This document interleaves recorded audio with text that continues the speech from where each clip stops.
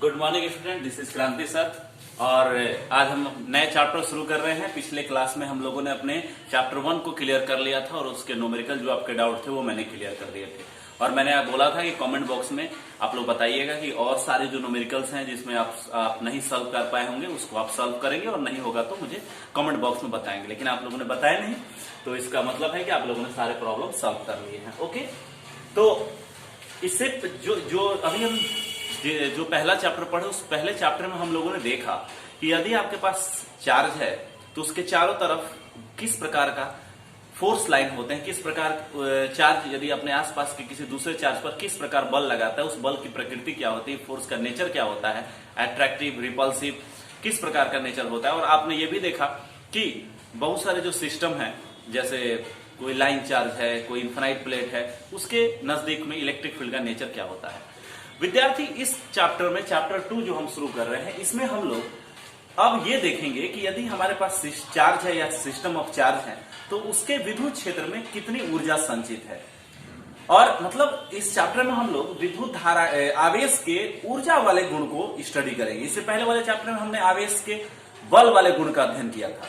और साथ ही हम ये देखेंगे कि अगर हमारे पास अगर हम एक ऐसी डिवाइस बनाएंगे जिसके द्वारा हम विद्युत क्षेत्र के अंदर ऊर्जा को संचित कर सके, जिसको हम लोग कैपेसिटर बोलते हैं। और इस घटना को जिसके द्वारा हम दो प्लेटों के बीच विद्युत क्षेत्र में ऊर्जा को संचित करते हैं, उसको कैपेसिटेंस भी कहा जाता है। इसके बारे में हम स्टडी करेंगे। और हम ये देखेंगे कि ये कैपेसिटेंस जो है बहुत इंपॉर्टेंट रखता है हमारे लाइफ में, क्योंकि आपने पंखे कंडेंसर देखा होगा और मेडिकल साइंस में आपने देखा होगा डिफाइब्रिलेटर, जिसके द्वारा किसी हार्ट के पेशेंट को जिसका स्ट्रोक आया रहता है, उसके हार्ट को अगर वो बंद हो जाता है तो चालू करने के लिए डिफाइब्रिलेटर को चार्ज करके उसके चेस्ट पर लगाया जाता है। तो देखेंगे कि उन सब को बनाने के लिए कैपेसिटेंस टॉपिक को हमको स्टडी करना होगा। तो चैप्टर का नाम है electric potential and capacitance. Electric potential का मतलब हो गया विद्युत विभव और कैपेसिटेंस का मतलब होता है धारिता। तो इस चैप्टर में हमने बताया आवेश या आवेशों के निकाय में संचित ऊर्जा के बारे में हम स्टडी करेंगे। ओके, तो सबसे पहले यदि हम इस टॉपिक को यदि हम इस चैप्टर को शुरू कर रहे हैं तो शुरू करने के लिए हमें सबसे जो पहला टॉपिक क्लियर करना पड़ेगा वो है वर्क डन। क्योंकि आप जानते हैं कि अगर यदि किसी सिस्टम के अंदर ऊर्जा को आपको डिफाइन करना है कि उसके अंदर कितनी ऊर्जा है, तो मैकेनिकली अगर हम बात करते हैं तो ऊर्जा को डिफाइन करने के लिए आपको यह देखना पड़ता है कि उस सिस्टम में उस ऊर्जा को संचित करने के लिए कितना वर्क डन करना पड़ा है। क्योंकि हम देखते हैं वर्क एनर्जी थ्योरम से कि जो हम वर्क करते हैं वही उसकी एनर्जी के रूप में स्टोर हो जाता है, चाहे वो पोटेंशियल एनर्जी हो या उसके काइनेटिक एनर्जी के रूप में वो चेंज हो जाता है। बहुत सारी जगहों पर ऐसा। अब एटॉमिक फिजिक्स में बात दूसरी होती है, वहां मास जो होता है वो एनर्जी के रूप में कन्वर्ट होता है। लेकिन यहाँ पर हम मास एनर्जी के लिए नहीं जाएंगे। हम ऐसा नहीं मान रहे कि हमारा आवेश जो है वो अपने मास को डिक्रीज कर रहा है या पार्टिकल जो है वो डिस्ट्रक्टिव होकर एनर्जी बदल जा रहे हैं। ऐसी बातों पर हम डिस्कशन नहीं करेंगे। हम ये देखेंगे कि यदि आप किसी सोर्स चार्ज के निकट यदि कोई टेस्ट चार्ज रखें और उस टेस्ट चार्ज को आप डिस्प्लेस करते हैं एक जगह से दूसरी जगह, तो इलेक्ट्रिक फील्ड के अगेंस्ट में या इलेक्ट्रिक फोर्स के अगेंस्ट में जो कार्य करना पड़ता है उसका मैग्नीट्यूड कितना होगा। क्योंकि इसके बाद हम दो आवेशों के विस्थापन के कारण या दो आवेशों के द्वारा कार्य की गणना करेंगे अगर उनमें से एक को विस्थापित किया जाता है। और फिर हम ये देखेंगे कि इकाई आवेश को अगर डिस्प्लेस करने के लिए कितने या उसके पोजीशन को चेंज करने के लिए कितनी ऊर्जा की आवश्यकता होगी, तो वो इलेक्ट्रिक पोटेंशियल का कंसेप्ट आएगा। और फिर हम लोग बहुत सारे सिस्टम्स के लिए, चाहे वो लाइन चार्ज हो जाए, सॉलिड स्फीयर हो जाए, सिस्टम ऑफ चार्ज हो जाए, उसके लिए इलेक्ट्रिक पोटेंशियल की गणना करेंगे। और आगे जब हम जाएंगे तो ये देखेंगे दो पैरेलल प्लेटों के बीच यदि हम दोनों को चार्ज करते हैं तो उनके बीच कितनी ऊर्जा संचित होती है, मतलब कैपेसिटेंस का कंसेप्ट स्टडी करेंगे। ओके, तो इस चैप्टर को जब हम शुरू करते हैं तो सबसे पहले हमें ये देखना है कि इलेक्ट्रिक फोर्स कितना वर्क डन करता है या इलेक्ट्रिक फील्ड कितना वर्क डन करता है। तो work done by electric force, विद्युत बल द्वारा कार्य, सबसे पहले ये हमारा टॉपिक है। तो विद्युत बल द्वारा कार्य क्यों होगा? क्योंकि अगर आपके पास दो या दो से अधिक चार्ज है तो वो एक दूसरे पर फोर्स लगाते हैं, वो अट्रैक्टिव, रिपल्सिव कुछ भी हो सकता है। तो यदि हम एक आवेश को डिस्प्लेस कर रहे हैं या एक आवेश डिस्प्लेस हो रहा है इलेक्ट्रिक फोर्स के द्वारा, तो डिस्प्लेसमेंट के कारण फोर्स और डिस्प्लेसमेंट का जो डॉट प्रोडक्ट होगा वो क्या प्रदान करेगा? आपको वर्क प्रदान करेगा। तो अगर हमको वर्क मिल गया तो हम यूनिट चार्ज के लिए वर्क का मान इलेक्ट्रिक पोटेंशियल एनर्जी निकाल सकते हैं, इलेक्ट्रिक पोटेंशियल निकाल सकते हैं, और इलेक्ट्रिक पोटेंशियल निकालने के बाद हमारा काम जो होगा वो आसान हो जाएगा। तो चलिए शुरू करते हैं। Work done by electric force, विद्युत बल द्वारा कार्य। विद्यार्थी इसके लिए, इसको स्टडी करने के लिए सबसे पहले एक सोर्स चार्ज लेते हैं। क्या लिया मैंने? सोर्स चार्ज ले लिया। ओके, आप इसको प्लस माइनस कुछ भी ले सकते हैं, हमने इसको प्लस ले लिया, ये कुछ भी हो सकता है, और इसको हमने लिखा है सोर्स चार्ज। चूंकि ये पॉइंट चार्ज है, ये पॉइंट चार्ज भी हो सकता है, लाइन चार्ज भी हो सकता है, इन्फिनाइट प्लेट भी हो सकता है, कुछ भी हो सकता है, लेकिन हमने अब यहां पर अभी इसको क्या लिया है, अभी मैंने इसको एक पॉइंट चार्ज लिया है। इसके चारों तरफ ये फील्ड लाइंस हो गई, आप जानते हैं कि फील्ड लाइंस इस प्रकार से होती हैं इसके चारों तरफ। अब ये चारों तरफ स्पेस में फील्ड लाइन है, इलेक्ट्रिक फील्ड लाइन है। विद्यार्थी अब इस चार्ज से, इस कैपिटल क्यू जो सोर्स चार्ज है, उससे कुछ दूरी पर हम स्मॉल क्यू का टेस्ट चार्ज रखते हैं। क्या रखते हैं? टेस्ट चार्ज रखते हैं। ये क्या है? सोर्स चार्ज कैपिटल क्यू, और ये क्या है? Test charge. सोर्स चार्ज की प्रॉपर्टी क्या होनी चाहिए? सोर्स चार्ज का मास अधिक होना चाहिए, या फिर वो एक जगह पर फिक्स होना चाहिए। ऐसा बात नहीं है कि यदि आप सोर्स चार्ज कोई लिए हैं तो यदि वो काफी लाइट सोर्स चार्ज है, काफी हल्का है, तो इस एक्शन इक्वल टू रिएक्शन से क्या होगा? दोनों डिस्प्लेस करने लगेंगे। लेकिन नहीं, अगर आप सोर्स चार्ज लेते हैं तो उसको फिक्स लेना है यहाँ पर, तो इसको बड़े मैग्नीट्यूड या फिक्स इसको कर देते हैं। अब यहाँ पर कैपिटल क्यू सोर्स चार्ज है, इससे स्मॉल आर दूरी पर हमने स्मॉल क्यू एक टेस्ट चार्ज ले लिया है। तो क्या होगा? कैपिटल क्यू स्मॉल क्यू पर क्या लगाएगा? एक फोर्स लगाएगा ना जी, और ये फोर्स क्या होगा? इलेक्ट्रिक फोर्स होगा। ये क्या होगा बाबू? इलेक्ट्रिक फोर्स होगा। इलेक्ट्रिक फोर्स जिसको हम लोग बोलते हैं विद्युत बल। और इसका मैग्नीट्यूड आप जानते हैं पिछले चैप्टर के अनुसार क्या होता है विद्यार्थी? कांस्टेंट के, जिसको आप कांस्टेंट के भी लिख सकते हैं, या 1/4 पाई एप्सिलॉन नॉट भी लिख सकते हैं।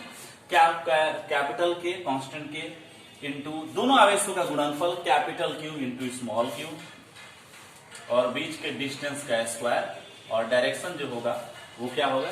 आर कैप की दिशा में होगा। ओके, कोई दिक्कत? क्योंकि दोनों को मैंने पॉजिटिव ही लिया है, इसमें नेगेटिव मैंने नहीं लिया है। फॉर्मूला बनाएंगे, उसके बाद जो चार्ज नेगेटिव होगा उसको जैसे हम रखेंगे तो हमको मालूम चल जाएगा कि वर्क डन का नेचर क्या है, वो पॉजिटिव है या नेगेटिव है। ओके, अब ये कैपिटल क्यू पर फोर्स लग रहा है, इस कैपिटल क्यू द्वारा स्मॉल क्यू पर फोर्स लग रहा है, और इस फोर्स के कारण क्या होगा? यदि ये फोर्स रिपल्सिव फोर्स है तो ये टेस्ट चार्ज जो है वो अपने जगह से डिस्प्लेस हो जाएगा।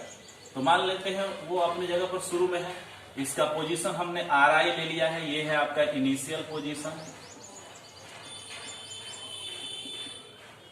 प्रारंभिक स्थिति है। और जैसे इस पर फोर्स लगेगा, ये क्या होगा? अगर ये फ्री है, मतलब एक जगह से दूसरी जगह जा सकता है, यहां फिक्स नहीं किया गया है, तो क्या होगा? वो डिस्प्लेस होना शुरू हो जाएगा, और डिस्प्लेस होके कहां पहुंचेगा? फाइनल पोजीशन पर पहुंचेगा RF। ठीक है, तो ये आपका क्यू यहां से चलकर यहां आ गया, तो ये हो गया आपको फाइनल पोजीशन। ओके, तो क्या हुआ? अगर RI से RF गया तो इसने डिस्प्लेसमेंट तय किया, और यह डिस्प्लेसमेंट इसका कितना हो गया? dr वेक्टर हो गया। क्योंकि ये देखिए, ये किस दिशा में हो रहा है? उसी दिशा में हो रहा है जिधर बल लग रहा है। आप एक सबसे पहली तो बात यह है कि इलेक्ट्रिक फोर्स का जो नेचर होता है वो सेंट्रल फोर्स होता है, तो वो दोनों आवेशों को मिलाने वाले रेखा पर होता है, और दोनों आवेशों को मिलाने वाले रेखा पर खींचा गया जो सदिश होता है वो रेडियल डायरेक्शन में होता है, चाहे रेडियल इनवर्ड या रेडियल आउटवर्ड। तो अगर फोर्स लगेगा तो या तो वो रेडियली आउटवर्ड होगा या रेडियली इनवर्ड होगा। तो डिस्प्लेसमेंट यहां पर जो है वो फोर्स के डायरेक्शन में ही दिखा रहा है, क्योंकि RI से आप कहां जा रहे हो? RF की ओर जा रहे हो। तो यहां पर मैंने एक तरह से डायग्राम कर दिया है ताकि मैं वर्क डन निकाल सकूं। एक बार मैं फिर एक्सप्लेन कर देता हूं कि यहां पर सबसे पहले दो आवेश हमने लिया है, एक सोर्स चार्ज है कैपिटल क्यू, और एक टेस्ट चार्ज है स्मॉल क्यू। इसको स्मॉल r दूरी पर हमने रखा है, जिस पर लगने वाला जो फोर्स है, इलेक्ट्रिक फोर्स है, वो है K capital Q small Q बटा R स्क्वायर, R डायरेक्शन में बाहर की ओर है। अब इस फोर्स के कारण, इस स्मॉल चार्ज या टेस्ट चार्ज पर लगने वाले फोर्स के कारण टेस्ट चार्ज में डिस्प्लेसमेंट होता है, और वो अपने पोजीशन RI से पोजीशन कहां चला जाता है? RF पर चला जाता है। RI है इनिशियल पोजीशन, RF क्या है? Final position. ओके, इस यहां पर क्या हुआ देखिए, फोर्स लगा और डिस्प्लेसमेंट हुआ। तो आप जानते हैं कि इसका मतलब फोर्स और डिस्प्लेसमेंट दोनों, फोर्स लग रहा है और उसके कारण डिस्प्लेसमेंट हो रहा है, तो जाहिर तौर पर है कि वर्क डन होगा। और इस वर्क डन के कारण इस चार्ज की, स्ट्रेस चार्ज की इलेक्ट्रिक एनर्जी जो है, इलेक्ट्रिक पोटेंशियल एनर्जी कहिए, इलेक्ट्रिक जो भी कहिए आप इसको, इसकी चार्ज की एनर्जी जो है वो चेंज होगी। ओके, तो मैं अब यहां पर वर्क डन निकाल रहा हूं। ओके, तो इसको एक्सप्लेन आप कर सकते हैं। थोड़ा सा अगर आपको एक्सप्लेनेशन इसका चाहिए तो ऊपर के चित्र में आप लिख सकते हैं। यहां पर ऊपर के चित्र में सोर्स चार्ज, जिसको आप हिंदी में स्रोत आवेश भी लिखती हैं, सोर्स चार्ज कैपिटल क्यू। ऊपर के चित्र में source charge capital Q, source charge capital Q के निकट स्मॉल आर दूरी पर टेस्ट चार्ज, टेस्ट चार्ज को हिंदी में क्या बोलते हैं? परीक्षण आवेश, जिस पर परीक्षण किया जा रहा है, क्यू रखा। ओके, इस पर लगने वाले विद्युत बल, जिसको इलेक्ट्रिक फोर्स बोलेंगे, विद्युत बल के कारण टेस्ट चार्ज, विद्युत बल के कारण टेस्ट चार्ज क्या हो रहा है? dr डिस्प्लेसमेंट, dr वेक्टर विस्थापित हुआ, विस्थापित हुआ। ओके, तो विस्थापन कितना हुआ? dr वेक्टर हुआ। विद्युत बल, कौन सा विद्युत बल? थोड़ा सा विद्युत बल को हम देखते हैं। विद्युत बल आपका जो है वो Fe वेक्टर है, के कारण टेस्ट चार्ज dr विस्थापित हुआ। गुड, ये मैंने एक्सप्लेन कर दिया है। क्या एक्सप्लेन किया? ऊपर के चित्र में हमने एक सोर्स चार्ज लिया है कैपिटल क्यू, और इसके निकट स्मॉल आर दूरी पर एक टेस्ट चार्ज रखा है स्मॉल क्यू, और इस पर लगने वाला विद्युत बल के कारण ये स्मॉल क्यू जो है वो dr डिस्प्लेसमेंट जो होता है वो तय करता है, डिस्प्लेस करता है। तो वर्क डन क्या होगा भाई? तो यहां लिखेंगे work done by electric force, विद्युत बल के कारण वर्क डन। तो विद्यार्थी, वर्क डन के लिए आप फॉर्मूला जानते हैं, क्या होता है? वर्क डन बराबर होता है W, W जिसको इलेक्ट्रिकल के लिए मैंने E लिखूंगा, बराबर होगा integration force dot dr vector. Any doubt? F dot dr integration बराबर क्या होगा? Work done. लेकिन यहां पर देखिए इंटीग्रेशन कहां से कहां तक है। शुरू में ये Ri है और अंत में कहां जा रहा है? Rf। इनिशियल पोजीशन Ri है और अंतिम पोजीशन क्या है? Rf है। तो इसका लिमिट क्या हो जाएगा? Ri से Rf। ओके, ये कैसे मैंने लिख दिया? क्योंकि देखिए वर्क जो होता है वो बल और विस्थापन का डॉट प्रोडक्ट होता है, तो डॉट प्रोडक्ट हो गया। लेकिन ये संपूर्ण यात्रा के लिए मैंने इसको निकाला है। तो संपूर्ण यात्रा कहां से कहां तक हो रही है? आवेश क्यू, स्मॉल क्यू की Ri से चल रहा है और Rf तक जा रहा है, तो लिमिट क्या हो जाएगा? Ri से Rf, और यही क्या हो गया? आपको वर्क डन मिला। ओके, चलिए बहुत अच्छा। अब आप यहां पर क्या करते हैं, कुछ आपको विशेष करना नहीं है, F का जो मान है, फोर्स का जो मान है वो रख देना है। तो चलिए हो गया K capital Q small q बटा R स्क्वायर हो गया, और ये है आपको यहां पर आप इसका मैग्नीट्यूड लिख दीजिए Fe का, और इसका dr का मैग्नीट्यूड क्या होगा? dr हो जाएगा। और यहां पर इनका जो होगा वो डॉट प्रोडक्ट, इनके वेक्टर का डॉट प्रोडक्ट होगा। तो यहां क्या है? r कैप है, और डॉट dr किस दिशा में है? dr वेक्टर भी जो है वो r कैप की दिशा में है, बाहर की दिशा में है, बल की ही दिशा में है। तो इसका मतलब dr का भी जो यूनिट वेक्टर होगा वो r डायरेक्शन में ही होगा। तो ये कितना हो जाएगा? r dot r। यहां समझना इंपॉर्टेंट है। देखिए Fe डॉट dr हो गया। सबसे पहले जैसे मान लीजिए आपके पास वेक्टर है A vector dot B vector, अब इसका डॉट प्रोडक्ट निकालना है, तो लिखेंगे mod A into mod B, और डायरेक्शन के लिए यहां लिखेंगे A cap dot B cap, दोनों का डायरेक्शन डॉट कर देंगे। मैग्नीट्यूड सिंपल अलजेब्रिक मल्टीप्लिकेशन होगा, और इनका जो यूनिट वेक्टर है वो वेक्टर मल्टीप्लिकेशन होगा, मतलब डॉट प्रोडक्ट होगा। तो यहां पर देखिए फोर्स का डायरेक्शन भी रेडियल आउटवर्ड है, तो आर कैप उसको मिला, और डिस्प्लेसमेंट भी उधर ही हो रहा है जिधर फोर्स लग रहा है, तो ये कितना होगा? ये भी आर कैप होगा। तो r cap dot r cap same unit vector का या सेम वेक्टर का डॉट प्रोडक्ट जो होता है, सेम यूनिट वेक्टर का वो 1 होता है। R dot r 1 i dot i one, j dot j one, k dot k one, तो r cap dot r cap equal to कितना हो जाएगा, 1 हो जाएगा। तो ये क्वांटिटी कितनी हो जाएगी, 1 हो जाएगी। इंटीग्रेशन का साइन देना है, वो छोड़ना नहीं है, ध्यान दीजिएगा, आर आई से आर एफ। ओके, थोड़ा सा मैं कैमरा को थोड़ा सा घुमा देता हूं क्योंकि ये वाला जगह तो फुल हो गया। अब थोड़ा सा हम इसको इधर लेकर चले आते हैं। गुड, यही रखते हैं थोड़ा सा इधर, यहां जगह सही है। थोड़ा चमक रहा है क्या ये, चलिए बहुत अच्छा, बहुत बढ़िया। अब देखिए क्या हो गया, यहां पर बहुत इजी हो जाएगा।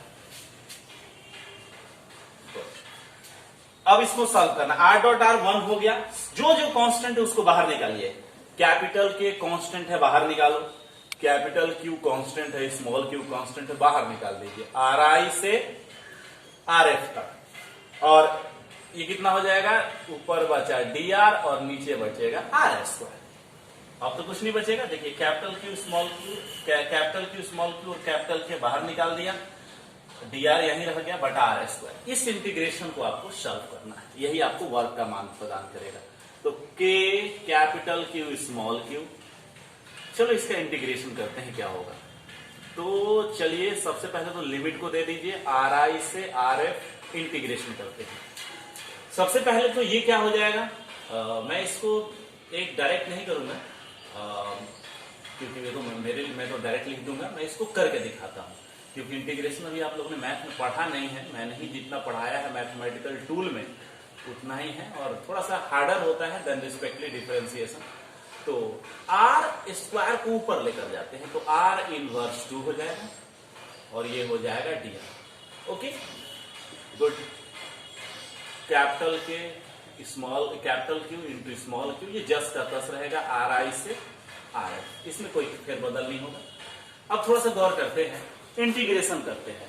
तो आपको याद होगा मैंने इंटीग्रेशन के बारे में आपको पढ़ाया है कि यदि आपके पास कोई फंक्शन है एक्स का पावर n और इसका इंटीग्रेशन आपको करना है तो ये हो जाएगा एक्स का पावर n प्लस 1, और ये पूरा जो यहाँ पर एक्सपोनेंट है इसका पावर है वो बटा में आ जाएगा n प्लस 1। गुड, ये तरीका है।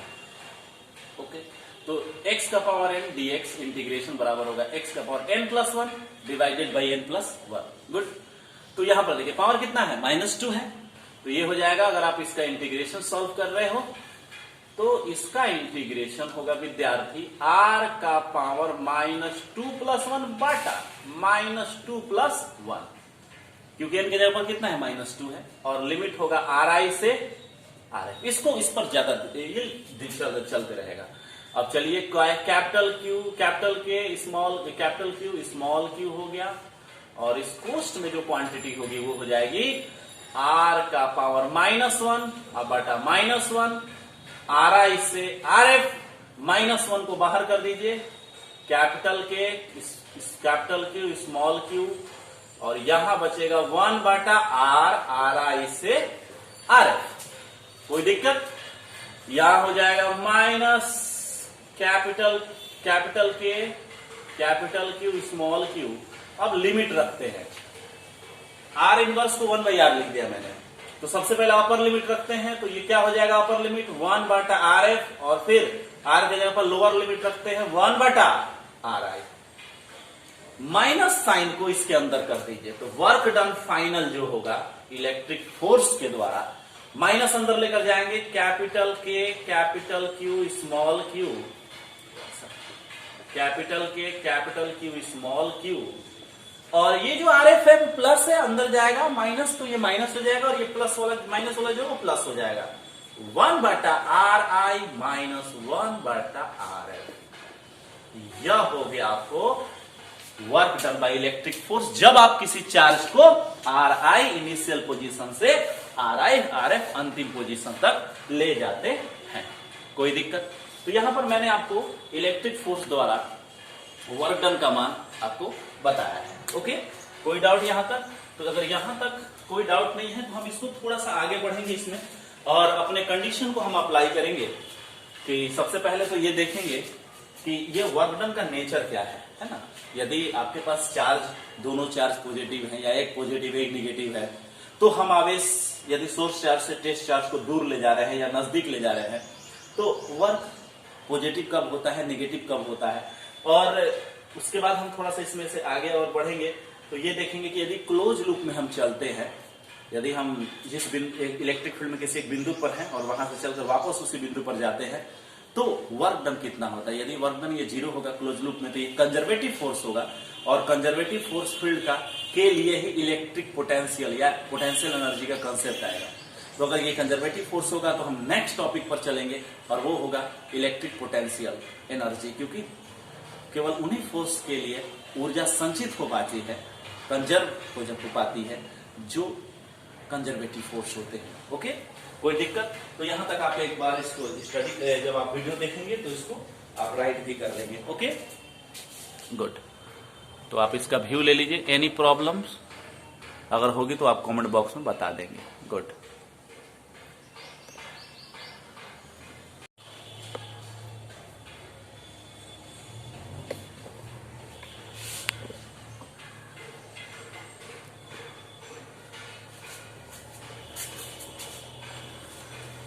ओके स्टूडेंट्स, तो हमने जो फॉर्मूला प्राप्त किया work done by electric force वो है capital Q small Q 1/RI minus 1/RF, जहां पर आप लिख सकते हैं कांस्टेंट के बराबर 1/4πε0। कुछ किताब में बहुत जगहों पर आपको 1/4πε0 लिख देता है, ठीक है। तो अगर आप यहाँ 1/4πε0 लिखेंगे तो ये बटा में कितना हो जाएगा 4πε0 आ जाएगा। ओके विद्यार्थी, कुछ केस हम ले रहे हैं कि कब वर्क डन पॉजिटिव होगा, कब वर्क डन नेगेटिव होगा, और वो किन किन बातों पर डिपेंड करेगा। तो केस 1 में हम सबसे पहले जब चलते हैं तो ये लेते हैं कि टेस्ट चार्ज और सोर्स चार्ज दोनों पॉजिटिव हो। तो केस 1 कैपिटल क्यू भी क्या हो, पॉजिटिव, और स्मॉल क्यू भी क्या हो, पॉजिटिव।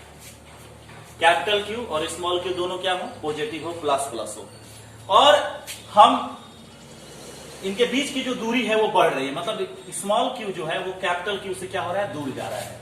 यहां देखेंगे, मैं इसको दिखा रहा हूं, कैपिटल क्यू है और यहां आपने स्मॉल क्यू रखा है, और यह जो चार्ज है वो डिस्प्लेस हो रहा है। स्मॉल क्यू जो है वो डिस्प्लेस होकर एक जगह से दूसरी जगह जा रहा है। मतलब किधर जा रहा है, आवेश से दूर जा रहा है। मतलब इसका जो ये इसकी इनिशियल पोजीशन है और ये इसका क्या है, फाइनल पोजीशन। तो केस 1 हो गया कि यदि दोनों चार्ज पॉजिटिव हो तथा एंड आर एफ बड़ा हो क्या हो, RI से, अर्थात आवेशों के बीच की दूरी क्या हो, बढ़ रही हो। आवेशों के बीच की दूरी क्या हो, बढ़ रही हो, बढ़ रही हो, या आवेश एक दूसरे से दूर जा रहे हो। आवेश ऐसे भी लिख सकते हैं, एक दूसरे से दूर जा रहे हैं। गुड। तो क्या होगा, थोड़ा सा गौर करते हैं इस फॉर्मूले में। कैपिटल के तो पॉजिटिव है, capital Q positive, small Q positive, और RI इस बार जो है वो छोटा हो गया, 1/RI छोटा हो, ये RI छोटा हो गया और RF क्या हो गया, बड़ा हो गया। तो गौर करते हैं विद्यार्थी, थोड़ा ध्यान दीजिएगा, RF बड़ा है RI से। तो आपको, आप अपने मैथ्स सर को, अनिल सर को याद करेंगे तो उन्होंने आपको बताया है कि ये जब इनइक्वालिटी का चिन्ह होता है किसी भी दो राशियों के बीच, और यदि इन राशियों को इन्वर्स करते हैं, मतलब वो RF को लिखेंगे 1/RF और RI को लिखते हैं 1/RI, तो ये इनइक्वालिटी का जो चिन्ह होता है वो बदल जाता है। ये इधर बड़ा है तो अब ये चिन्ह हो जाएगा। तो इसका मतलब क्या हो गया कि यदि आवेश एक दूसरे से दूर जा रहे हैं तो अंतिम स्थिति अधिक होगी प्रारंभिक स्थिति की, और इसका मतलब है कि 1/RF 1 अंतिम स्थिति छोटी हो जाएगी 1 प्रारंभिक स्थिति से। तो इसका मतलब 1/RF छोटा होगा और 1/RI क्या होगा, बड़ा होगा। तो ये बड़ा में से छोटा घटेगा तो फिर क्या होगा, प्लस मिलेगा। तो यह क्वांटिटी भी क्या हो गई, प्लस, और यह क्वांटिटी भी क्या हो गई, प्लस, और प्लस प्लस का मल्टीप्लिकेशन क्या होगा, प्लस होगा। तो वर्क डन आपका प्लस होगा कि माइनस होगा, प्लस हो जाएगा। तो इसलिए क्या होगा, work done by electric force जो होगा वो आपको क्या होगा, पॉजिटिव होगा। इसका मतलब है कि यदि सेम चार्ज है, अगर सेम चार्ज है और इसमें से जो टेस्ट चार्ज है वो दूर जा रहा है तो इलेक्ट्रिक फोर्स द्वारा वर्क पॉजिटिव होगा। अब इसको ऐसे भी समझिए, थोड़ा सा ध्यान दीजिए। दो चार्ज है तो यदि ये प्लस प्लस चार्ज है तो रिपल्सन फोर्स लग रहा है, तो रिपल्सन किधर लग रहा है, बाहर लग रहा है, तो बल बाहर की ओर है। और विस्थापन भी किधर हो रहा है, आवेश दूर जा रहा है बाहर की ओर, तो बल और विस्थापन दोनों सेम डायरेक्शन में हो गया, बाहर बाहर। तो यदि बल और विस्थापन सेम डायरेक्शन में होता है तो वर्क पॉजिटिव होता है, तो इलेक्ट्रिक फोर्स द्वारा वर्क कैसा होगा, पॉजिटिव हो जाएगा। ओके। और यदि आप इसी केस को थोड़ा सा करते हैं कि आवेश तो जस का तस रहेगा, केस 2, आवेश सेम, आवेश क्या है, सेम है। और इस बार जो है आप आवेश का मैग्नीट्यूड, आवेश का नेचर सेम है, लेकिन इस बार आवेश जो है वो दूर नहीं जा रहा है, नजदीक लाया जा रहा है। मतलब टेस्ट चार्ज जो है वो सोर्स चार्ज के किधर जा रहा है, नजदीक जा रहा है। तो क्या होगा, are F less than R आई। इसका मतलब अंतिम स्थिति कम है प्रारंभिक स्थिति, पहले यहां था अब आवेश के नजदीक जा रहा है, मैंने पहले 5 यूनिट पर था अब ये 2 यूनिट पर चला गया। तो क्या होगा, देख मच्छर को कौन है इनको हुए समझाए, R F less than R I. तो R F less than R I होगा, तो इसका मतलब है कि 1/RF, इनइक्वालिटी का चिन्ह बदल दीजिए, बड़ा हो जाएगा 1/RI। तो देखिए, तो ये क्वांटिटी जो है वो बड़ी हो जाएगी, ये क्वांटिटी छोटी हो जाएगी, तो छोटी में से बड़ी घटेगी तो माइनस आ जाएगा। ये तो ऑलरेडी प्लस है, तो इस बार क्या होगा, यह प्लस और ये क्या हो जाएगा, माइनस। मल्टीप्लीकेशन करेंगे तो माइनस होगा, तो वर्क कितना हो जाएगा, लेस देन 0, निगेटिव। ओके, तो ध्यान रखिए क्या आपको मिला, यदि आवेश एक दूसरे से दूर जा रहे हो तो वर्क पॉजिटिव होता है, और यदि आवेश एक दूसरे के नजदीक आ रहे हो, आवेश एक दूसरे की ओर आ रहे हो, मतलब नजदीक आ रहे हो, तो वर्क कैसा होगा, निगेटिव होगा। क्यों, इसको मैं एक्सप्लेन करता हूं, थोड़ा सा ध्यान देंगे क्यों ऐसा हुआ। तो इसका रीजन क्या है, इसका रीजन ये है कि थोड़ा सा गौर करेंगे, ये आपका कैपिटल क्यू हो गया, ये आपका हो गया स्मॉल क्यू, ये है आपको प्लस और ये भी क्या है प्लस, तो फोर्स किधर लगेगा, बाहर की ओर लगेगा, और आप जा किधर रहे हैं, अंदर की ओर जा रहे हैं। बल और विस्थापन, आपका ये बल हो गया और ये विस्थापन हो गया, तो बल बाहर की ओर है, विस्थापन अंदर की ओर है, तो एक दूसरे के क्या है, प्रति समानांतर है। बल और विस्थापन एक दूसरे के विपरीत दिशा में है, तो वर्क कैसा होता है, नेगेटिव होता है। जस्ट लाइक ऐसा है कि ठेला नीचे जा रहा है, किसी ढलान से नीचे उतर है, आप पीछे की ओर खींच रहे हो, तो विस्थापन आगे, बल पीछे, डॉट प्रोडक्ट क्या होगा, माइनस हो जाएगा, तो वर्क क्या होगा, निगेटिव होगा। ओके, तो यदि एक दूसरे की ओर आ रहे हैं, समान चार्ज यदि एक दूसरे की ओर आ रहे हैं, सेम चार्ज, तो क्या होगा, वर्क आपका निगेटिव होगा, और यदि एक दूसरे से दूर जा रहे हैं तो वर्क क्या होगा, पॉजिटिव होगा। अच्छा, एक बात बताइए, यदि हम Q को और स्मॉल q को दोनों को क्या कर दे, माइनस कर दे, दोनों को माइनस कर दे, दोनों सेम प्रकृति सेम चिन्ह के हों, तो देखिए तो यहां पर क्या हो जाएगा, ये भी माइनस, ये भी माइनस, माइनस माइनस प्लस, कोई अंतर पड़ेगा, नहीं पड़ेगा।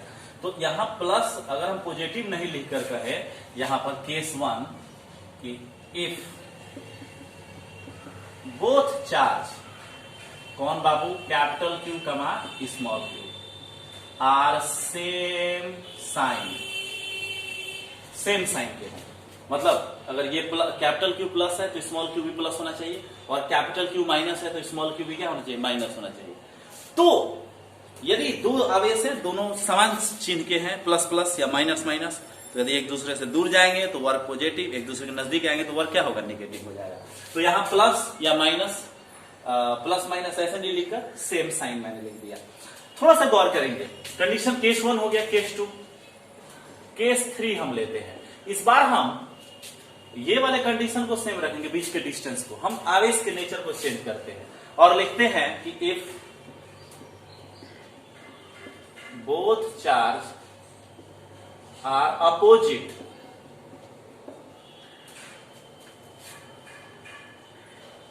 अपोजिट साइन,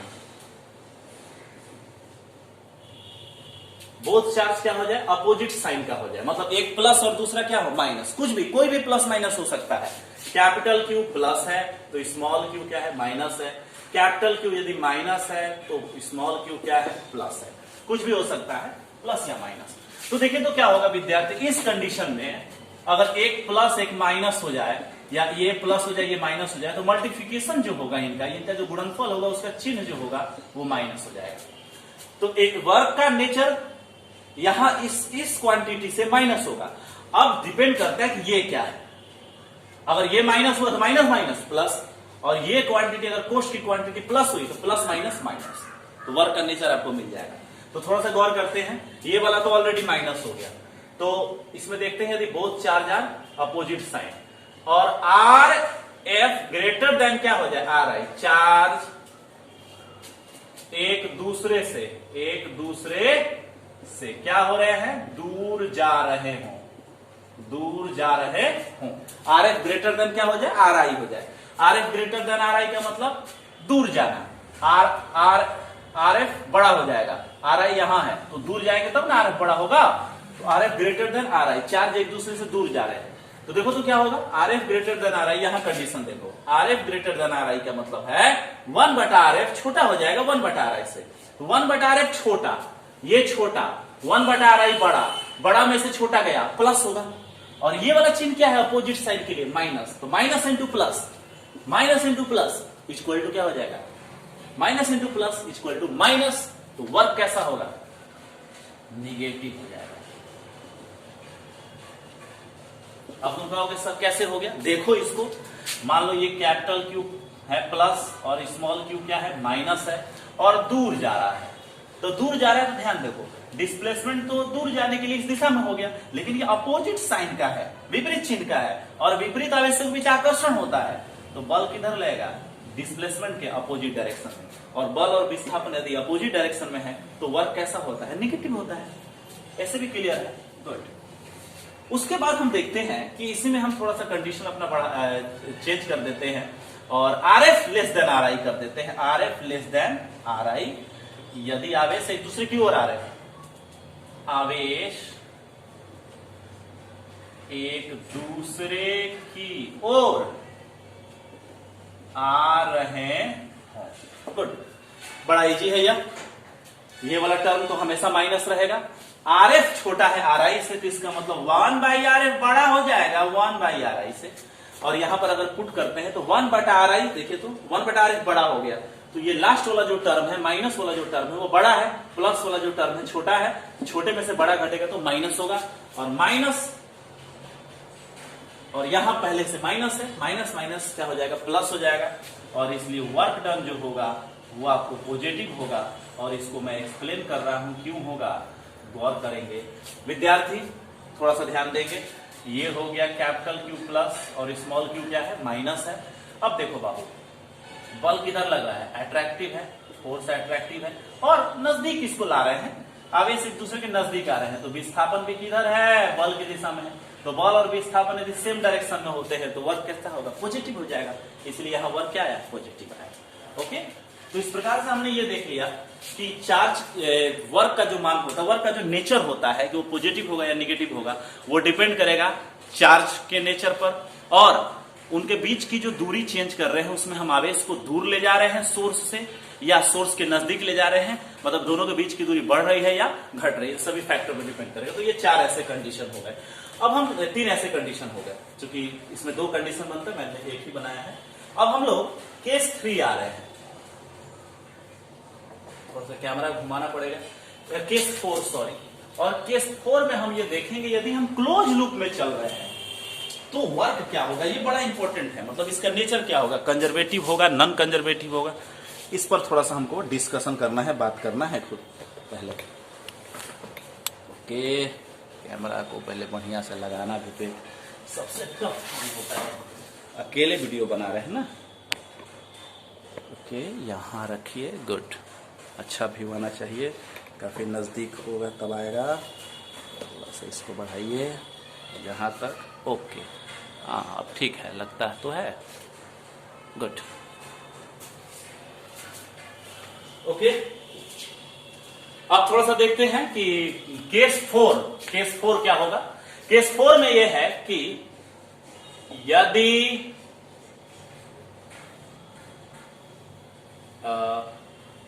जैसे आर आई से आर एफ हम जा रहे थे, तो इस बार हम क्लोज लूप बना रहे हैं। क्लोज लूप के लिए यदि charge, test charge, close loop बनाए, इसका क्या मतलब है?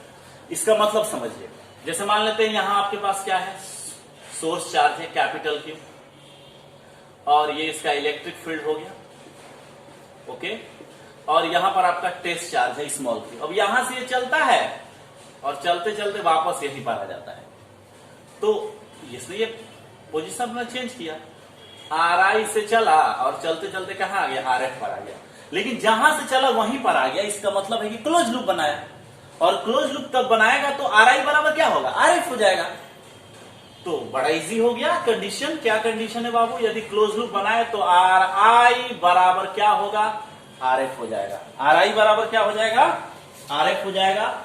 और जैसे आर आई बराबर आर एफ होगा विद्यार्थी, हमारा वर्क कितना हो जाएगा, देखिए कैपिटल के capital Q small q into 1 by are I minus 1 by R F.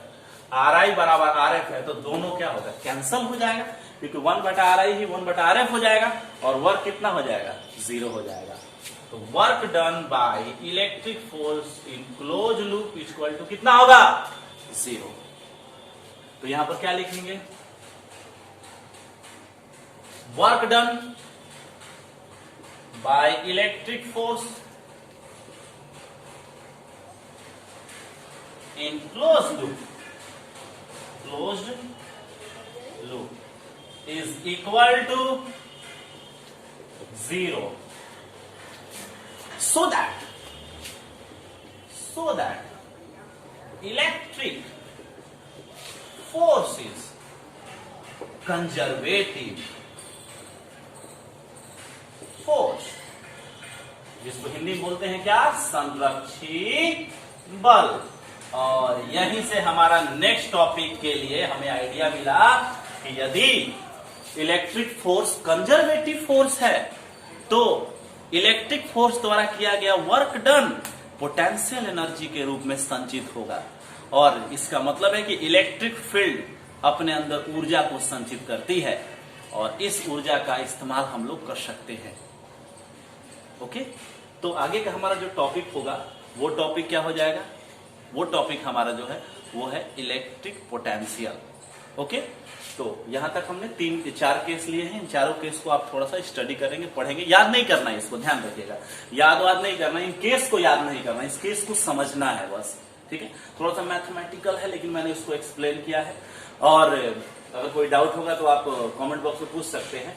और दूसरी बात यह है कि अब बहुत सारे बच्चों को डाउट्स हो रहा होगा, क्योंकि क्लास जब होते थे तो हम आप लोग के चेहरे को भी देखकर बता देते थे कि आप लोग को क्या कंडीशन है, आप लोग का समझ आ रहा है कि नहीं आ रहा है। लेकिन यहाँ पर तो है ऐसा कुछ नहीं, इंटरेक्ट नहीं कर पा रहे हैं, क्वेश्चन नहीं कर पा रहे हैं। तो इसके लिए जिन बच्चों को डाउट्स होती है, क्योंकि अब कमेंट बॉक्स में लिखना तो बड़ा मुश्किल है, इतने लंबे लंबे से आप लिख नहीं सकते हैं, आप एक्सप्रेस नहीं कर पाएंगे, हम लोग खुद एक्सप्रेस नहीं कर पाते हैं। सारी बातें आप टेक्स्ट में लिख सकते हैं, ऐसे टिक टिक टिक टिक टिक करके नहीं लिख सकते हैं। तो उसके लिए क्या है कि मैंने आपको बोला है कि हम लाइव क्लास भी आपका ले लेंगे डाउट के लिए। तो आप लोग बच्चे, मेरा मोबाइल नंबर आप लोग मैं दे रहा हूं, जिस पर हम लोग गूगल मीट से जुड़ेंगे, ठीक है। मैं बताऊंगा कैसे उसको करना है, लाइव क्लासेस कैसे होती है। तो मैं यहां नीचे ही लिख देता हूं, यहां बगल में। तो उसके लिए सबसे पहले आप मेरा मोबाइल नंबर ले लो, और आप मोबाइल नंबर लेने के बाद हम बताएंगे, आप लोग संपर्क करेंगे 92366497 9262366497। ये मेरा नंबर है, व्हाट्सएप है, इस पर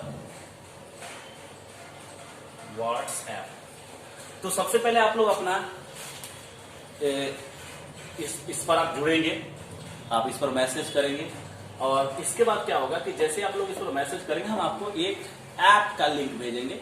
वो ऐप हो सकता है मैं गूगल मीट भेज दूं, या जूम भेज दूं, या टीचमेंट हो सकता है। आप लोग अभी लोड नहीं कीजिएगा, पहले मैं देखूंगा कैसा उसका फीचर्स है, क्योंकि और उसमें से उन ऐप्स को मैं भेजूंगा, आप उस ऐप्स को इंस्टॉल कर लेंगे और उसके बाद उस ऐप पर आपको हम एक लिंक भेजेंगे और टाइम भेजेंगे, कब डाउट का टाइम है, और आप लोग उससे जुड़ जाएंगे। ठीक है, बॉयज का टाइम अलग होगा, गर्ल्स का टाइम अलग होगा। एक दिन हम अगर बॉयज को टाइम देंगे तो एक दिन हम उसके बाद गर्ल्स को टाइम देंगे। ठीक है, तो ये आपको 92 62 36 64 97। ठीक है, ओके, मुझे लगता है ये मोबाइल नंबर मेरा सही होना चाहिए, 92 62 36 64 97। मोबाइल नंबर याद नहीं रहता है, 92 62 36 64 97। देखिएगा मेरा फोटो होगा उस पर डीपी पर, तो तभी ये कीजिएगा, नहीं तो पता चला कि 64 की जगह पर 65 मेरा होगा तो किसी का मेरे डीपी नहीं दिखाएगी। 92 62 36 64 97। ओके, तो आप लोग इस पर जुड़ जाइए। सबसे पहले आप मेरे मुझसे कनेक्ट कीजिए, कनेक्ट हो जाइए, उसके बाद हम आपको एक ऐप भेजेंगे और फिर उसके बाद हम लोग आपको लाइव में आप लोग जैसे जुड़ जाएंगे सभी लोग, और लाइव में आप अपने क्वेश्चंस को राइज करेंगे, क्वेश्चन को पूछेंगे और हम वहीं पर उसके डाउट्स को क्लियर कर देंगे। ओके, कोई दिक्कत, any problem? Thanks for watching.